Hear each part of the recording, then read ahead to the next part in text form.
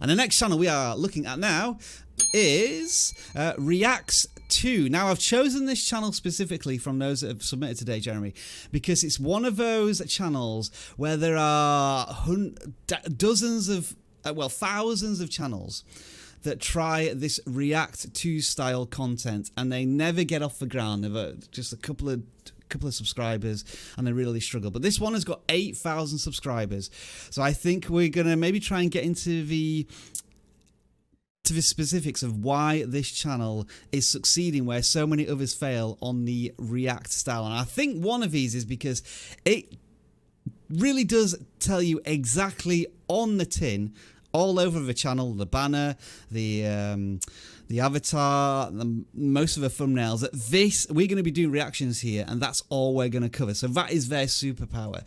As I've said that, Jeremy, what else do you think of this channel as we quickly take a look at it? And it is, as well, a very young channel as well. Not many videos, like less than 6 months old, and already starting to kill it. Yeah, I mean, so almost 8,000 subscribers in a few months. That's phenomenal. Yeah. You know, a few things that I'll see is like the banner's very good. Obviously, we'd love to see him or the people he features on his channel in the actual banner art so people can quickly understand what the channel's about. But the banner's good. The thumbnails are phenomenal. One thing I did a lot of on my presentation at VidCon was we figured out that two faces appear to do better than good observation. So a lot of these thumbnails are, you know, 2 and 3 faces, and that actually we found, you know, we quantified that in a lot of cases 2 faces actually perform better than one. So there's a lot of good science to his thumbnails. They're busy, but most reaction videos are busy, you know.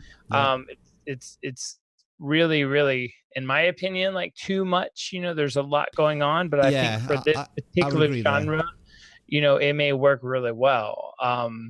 So I think the thumbnails are great. I like how you really do reaction in all the titles. I noticed that as well. Yeah, that's there's a recurring theme, isn't it? At every metadata and visual opportunity, the channel is telling you, this is what I do. It's all about reacts, whoever that person is. Yeah, I mean, I think all in all, I really don't have anything to say about this channel. I mean, I think they're doing a good job. I would continue to chase our trends. Rob, would you mind showing people our most viewed tool real quick? Yeah, absolutely. Yeah. Is there anything you want me to particularly search here? Yeah. So let's do something like reaction or reaction videos. Okay. And this is, of course, one of the. Cool. This actually explores all of YouTube in any country right now. We can see Rob's in Canada, so he's got that selected, and you can actually see. You know, you can even choose, if you have our paid plan, you can even choose your subscriber size versus someone else's. So let's narrow it down to 1 to 10,000 subscribers, see if there's anything coming up here. And yeah, it looks as if people are reacting to, there was a tennis tournament that recently finished in Wimbledon, and there's people replying to, reacting to Breaking Bad there for somebody. And what we're looking at here, Jeremy, is like we're looking at channels where, let's say, for example, this one here has 5,000 subscribers, but they're getting 3,000 views, which is a relatively good return on subscribers for this particular series that they're doing. Now, it doesn't always work for all channels. You do have to be sort of intelligent and react and choose what might suit yours, but we get a good indication of just what YouTubers of a similar size are doing. And what is cool about this tool for a reaction channel is being relative to what's breaking, you know, like in the past 48 hours is crucial for a channel like yours, because it's really about what's trending in the world and what you're reacting to, or whatever your genres is, whether it's anime or movies or whatever you're reacting to. So I would definitely use this tool or a tool like this so that you can keep as up to date in pop culture and news as you can, so you can react to things a little quicker. Rob and I have found like the sweet spot is right after something happens. For example, we were like one of the first people on YouTube to write about the new YouTube hashtag. So type in YouTube hashtag, or maybe even hashtags, right? No, I'll get too many Jimmy Fallon ones if I do it. But bing, so number one video in the world, 242,000 views, just because we were there at the right time and we published this video before really anyone else did, and YouTube favored us because of velocity. Velocity is how fast people are starting to watch your videos. So if you publish a video too early, you're going to miss that window. If you publish it too late, too many other videos are going to come out. So finding that sweet spot for trending topics, specifically for reaction videos, is like ninja key.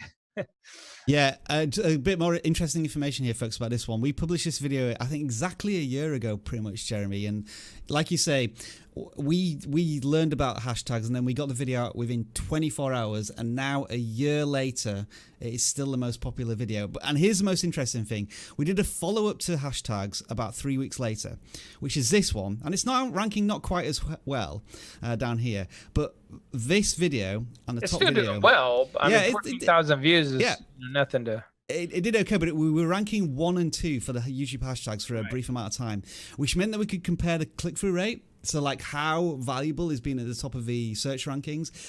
This video here was getting around about 5% click-through rate. This video here that's still at the top was getting 10% click-through rate. So again, showing the value, the real estate of being in a certain place on YouTube was super powerful.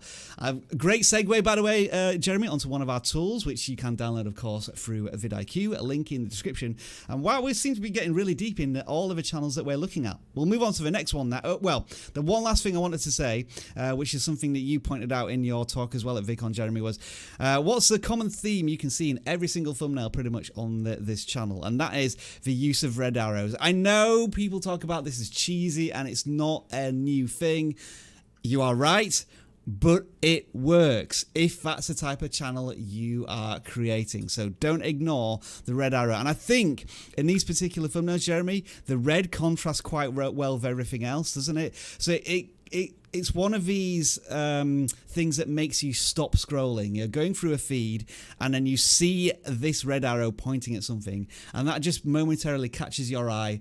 Then you look at the title and that makes you decide whether or not you're going to click on something. And cheesy or not, arrows absolutely work. In a lot of cases, they work better than text. I actually want to run a test here at Vidiq where we do text or arrows. My guess is arrows are going to win every single time. All right, then. We'll try that, Jeremy, just for you. And if the channel fails, I'm holding you personally responsible.